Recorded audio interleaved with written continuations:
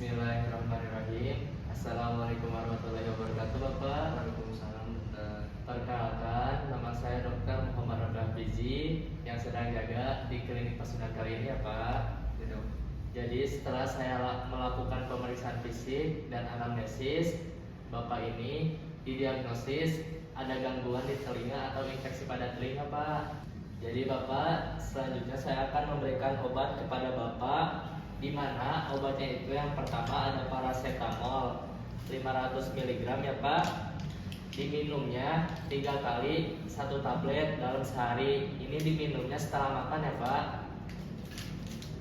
Kemudian setelah itu ada obat tetes telinga yang dimana ini ditetesinya 3 kali sehari per tetes. Dan ini salah satu obatnya ya, Pak. Setiap Bapak mengkonsumsi obatnya, Bapak diharapkan mencuci tangan ya, Pak, sebelum meminum obatnya, atau sesudah meminum obatnya juga mencuci tangan ya, Pak. Baik, Dok. Apakah Bapak mengerti? Tapi untuk obat paracetamolnya saya tidak bisa minum obat tablet, Dok. Bagaimana, apakah boleh diterus? Baik Bapak, untuk obat ini sebaiknya jangan digerus atau jangan dipotong, Pak. Karena apa? Karena ini kan memengaruhi dari dosis yang akan diberikan pada Bapak dan akan memudahkan adanya iritasi pada pencernaan Bapak. Selanjutnya, jika Bapak mengalami mual pada pengkonsumsian obat ini, bisa diberhentikan dulu ya, Pak, dalam beberapa menit. Lalu selanjutnya dikonsumsi kembali ya, Pak. Mungkin ada yang ingin ditanyakan lagi, Pak? Tidak, Dok. Oh, baik. Baik Bapak, selanjutnya saya akan melakukan pemakaian obat tetes telinga ya, Pak. Silakan Bapak berbaring di atas meja pemeriksaan. Baik, Bapak sudah berbaring di meja pemeriksaan. Lalu kita ambil obat tetes telinga dan pastikan dihangatkan sesuai suhu tubuh kita. Pastikan juga nanti pada saat Bapak di rumah setiap mau memakai obatnya selalu cuci tangan ya, Pak. Dan sesudahnya juga cuci tangan. Kemudian yang pertama itu Bapak berbaring, lalu hadapkan telinga Bapak yang sakit ke atas. Kemudian kalau pada orang dewasa, kita bisa menarik bagian kartelis dari telinganya atau bagian luar telinga ditarik ke belakang atau ke atas. Lalu untuk telinga dewasa, kita menarik pinanya ditarik ke belakang lalu ke atas. Setelah itu teteskan obatnya ke bagian eksternal kanal, lalu teteskan obat 1 tetes sudah diberikan.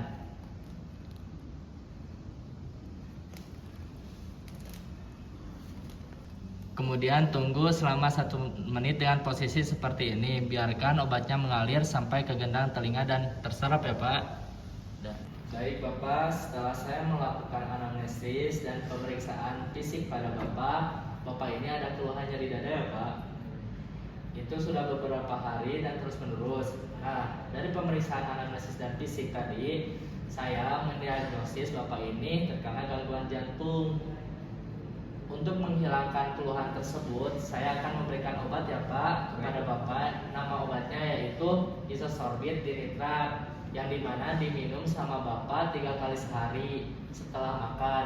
Akan tetapi cara pemberiannya, Bapak ini obat ini ditaruh di bawah lidah Bapak. Bapak jangan mengkonsumsi air sambil minum obat itu ya, Pak.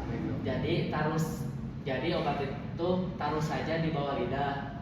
Apakah ada yang ditanyakan, Pak? Tidak, Dok. Baik Bapak, setelah saya melakukan anamnesis dan pemeriksaan bahwa anak Bapak ini kejang demam, tapi sekarang sudah mengalami kebaikan ya, Pak. Nah, sekarang boleh pulang. Dan sebelum itu saya akan meresepkan beberapa obat untuk Bapak. Untuk obat yang diberikan kepada anak ibu ini di rumah, nanti yang pertama ada paracetamol sirup ya, Pak. Ya, baik, Dok. Ini masih sirup kering. Nanti diberikan setiap demam 3 kali 1 sendok makan. Lalu sediaan obat ini ada 125 mg dan diberikan sudah makan. Lalu berikutnya adalah di rumah Bapak juga persiapkan obat anti kejang ya Pak, yang sudah saya sediakan. Ini misalnya anak Bapak terjadi kejang, obat ini namanya Stesolin. Ini menggunakan model Rector Cup. Jika kejang bisa dimasukkan melalui anus dari anak Bapak ya. Dan pastikan setiap memberikan obat kepada anak Bapak itu selalu mencuci tangan sebelum dan sesudah memberikan obatnya. Apakah Bapak mengerti? Baik, selanjutnya saya akan menjelaskan bagaimana cara mengkonsumsi atau menggunakan obat sirup kering maupun obat yang akan dimasukkan melalui anus dari anak Bapak. Baik Bapak, saya akan mencontohkan bagaimana cara menggunakan obat sirup kering. Yang pertama, Bapak pastikan obatnya terlebih dahulu, lalu dibuka tutupnya.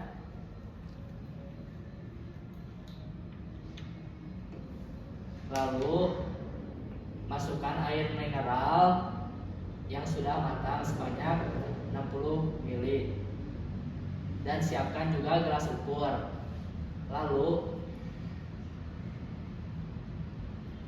Lalu ibu tutup obatnya.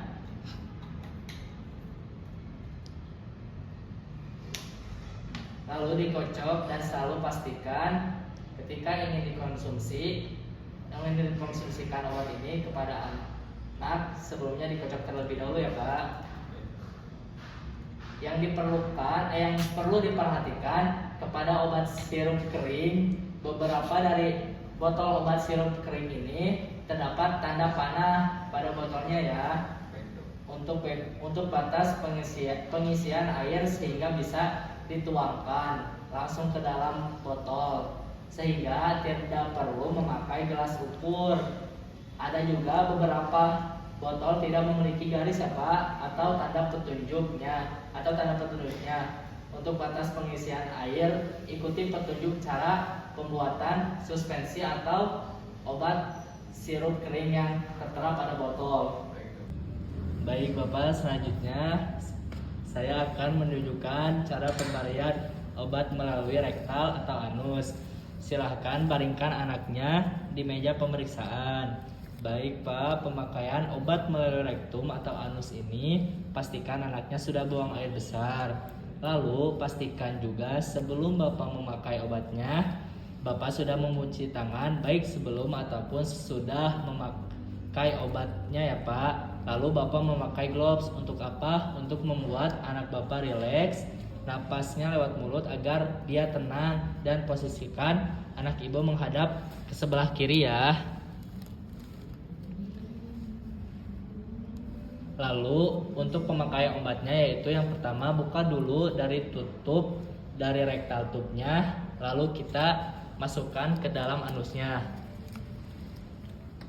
Lalu kita tekan obatnya sambil ditarik keluar. Setelah itu ditutup kembali obatnya, lalu kita tunggu obatnya selama 20 menit biar obatnya dapat bekerja.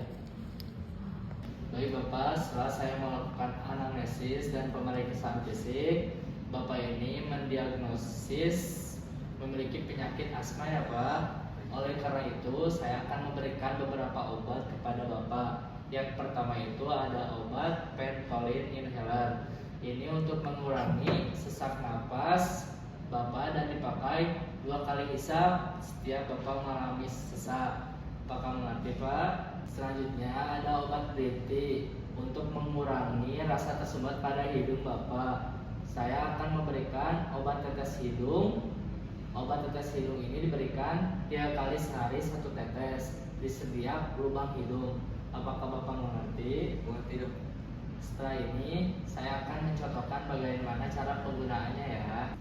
Yang pertama, Bapak harus memastikan dahak yang ada pada Bapak ini dikeluarkan terlebih dahulu sebanyak mungkin Pak, sampai bersih. Lalu dikocok terlebih dahulu sebelum digunakan. Lalu dipegang aerosol seperti yang ditunjukkan dalam petunjuk pabrik pembuatannya. Kemudian lalu buang nafas secara perlahan untuk mengkosongkan paru-paru sebanyak mungkin. Lalu tempatkan di bibir pasti motivasinya. Kemudian setelah itu tarik nafas dalam-dalam melalui mulut sambil menekan aerosolnya. Lalu tahan nafas selama 3 sampai 4 detik dengan inspirasi penuh ya. Lalu buang nafas perlahan melalui hidung dan tunggu setengah menit hingga 1 menit jika Bapak melakukan pemakaian yang kedua.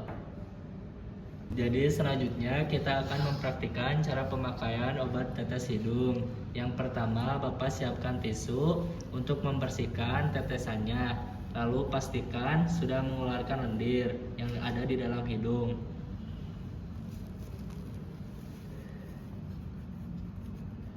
Pastikan kepala Bapak dalam posisi ke atas, di mana bagian bawahnya ditekuk. Berikutnya kita akan mencoba untuk melakukan obat tetes hidungnya. Kemudian yang pertama dibuka dulu obatnya untuk dimasukkan ke dalam hidungnya. Tapi hanya setengah dari lubang di hidungnya saja. Jangan sampai menyentuh pinggir-pinggir hidungnya. Lalu teteskan ke hidung kanan dan kiri. Lalu tunggu sampai 1 menit meresap di hidung Bapak ya. Baik Bapak, setelah saya melakukan pemeriksaan dan anamnesis, Bapak ini didiagnosis mengalami konjungtivis akut. Oleh karena itu, saya akan memberikan obat pada Bapak. Yang akan saya berikan ada obat tetes mata namanya Reko. Kebetulan Bapak ini mengalami kemerahan pada kedua matanya Pak. Jadi diberikan 3 kali sehari per tetes pada setiap mata 3 kali sehari ya Pak. Apakah Bapak mengerti? Baik, di sini saya akan mencontohkan kepada Bapak terlebih dahulu. Apakah Bapak bersedia untuk saya contohkan cara pemakaiannya? Sedia dok. Baik Pak, sebelum menggunakan obat mata ini pastikan Bapak selalu mencuci tangan ya Pak sebelum maupun sesudah. Yang pertama untuk pemakaian obat tetes ini adalah dengan posisi berbaring atau duduk dengan kepala mengarah ke belakang. Lalu saya akan membersihkan dahulu bagian sekitar mata yang dekat kelopak mata dan bulu mata Bapak ya menggunakan kapas yang sudah dibasahi air panas.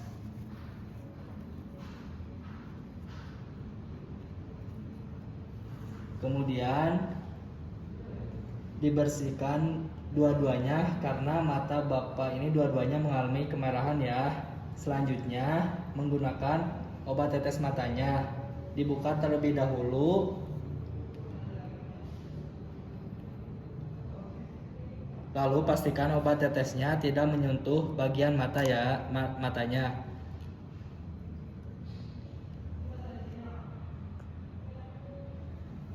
Nah, Bapak bisa menarik bagian konjungtiva sak bawahnya, kemudian teteskan 1 tetes.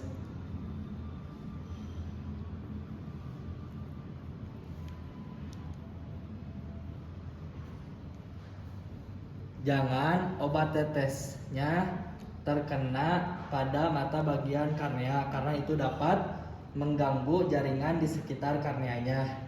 Lalu silahkan pejamkan mata Bapak selama 1 menit supaya obat tersebut bisa terserap. Jadi Bapak, setelah saya melakukan anamnesis dan pemeriksaan fisik, istri Bapak ini mengalami infeksi di vaginanya. Jadi saya akan memberikan obat vaginanya yaitu impranidazole selama 1 kali sehari. Yang pertama pastinya cuci tangan menggunakan air dan sabun, lalu keringkan dengan handuk bersih, lalu buka bungkus ovulasinya. Lalu buka bungkus ovulasinya, ambil ovula dari tempat penyimpanan. Jika ovula lunak, taruh terlebih dahulu ke dalam lemari pendingin ya Pak selama 30 menit supaya mengeras kembali. Lalu duduk dengan 1 tangan kiri menopang berat tubuh dan kaki ditekuk dengan posisi terbuka untuk mempermudah penggunaan ovula ya Pak. Tangan kanan memegang ovula yang sudah dibuka di mana ujungnya lancip yang mengarah ke arah vaginanya. Setelah itu masukkan ujung lancip ke dalam vagina, dorong dengan jari telunjuk, masukkan ke dalam telunjuk vaginanya ya. Berikutnya rapatkan kaki istri Bapak untuk beberapa detik dan tetaplah duduk sekitar 5 menit untuk mencegah ovula keluar. Kemudian setelah itu cuci tangan dengan sabun untuk membersihkan obat yang mungkin menempel ya. Baik Bapak, alhamdulillah sudah selesai cara pemberian obatnya. Lalu selalu cuci tangan dengan sabun pada saat sebelum maupun sesudah pemakaian obat. Lalu ulangi seperti apa yang sudah saya sampaikan ya. Apakah Bapak mengerti? Apakah ada yang ditanyakan? Nanti dok, sudah cukup. Baik Bapak, semoga lekas sehat kembali ya Pak. Terima kasih dok. Terima kasih.